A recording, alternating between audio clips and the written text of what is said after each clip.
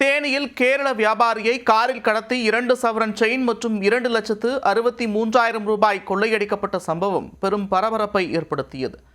CBI அதிகாரிகள் என்று கூறி கடத்தலில் ஈடுபட்ட முன்னாள் காவலர் உட்பட 6 பேர் குண்டோடு சிக்கியது எப்படி?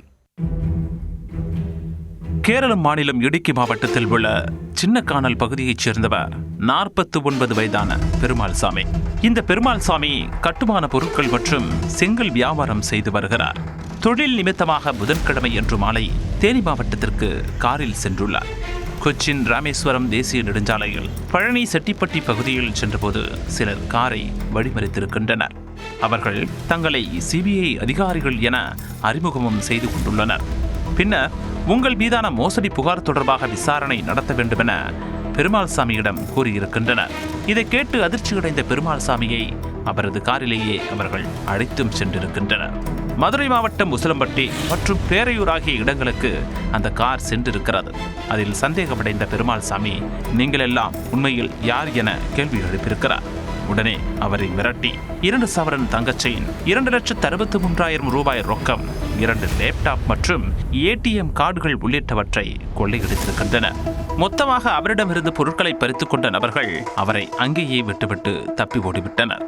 இதையடுத்து நகை மற்றும் பணத்தை பறிகொடுத்த பெருமாள்சாமி பழனி செட்டிப்பட்டி காவல் நிலையத்தில் இது தொடர்பாக புகார் அளித்துள்ளார். அதன் அடிப்படையில் வழக்கு பதிவு செய்த போலீசார் சோதனை சாவடி உள்ளிட்ட முக்கிய இடங்களில் உள்ள சிசிடிவி கேமரா காட்சிகளை ஆய்வு செய்தனர்.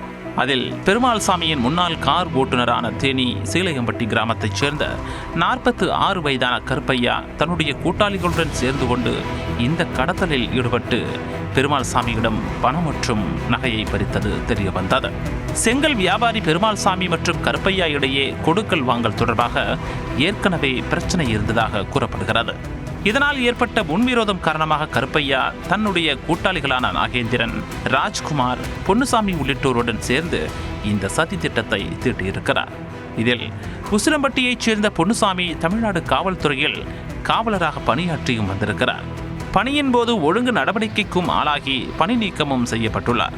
இதையடுத்து கருப்பையா மற்றும் கடத்தலுக்கு உடந்தையாக இருந்த பழனிசாமி உள்ளிட்ட 6 பேரையும் கைது செய்த போலீசார் அவர்களை நீதிமன்றத்தில் ஆஜர்படுத்தி சிறையில் அடைத்துள்ளனர். மேலும் இந்த கடத்தலுக்கு வேறு காரணங்கள் ஏதேனும் உள்ளதா என்றும் தொடர்ந்து விசாரணை நடத்தி வருகின்றனர்.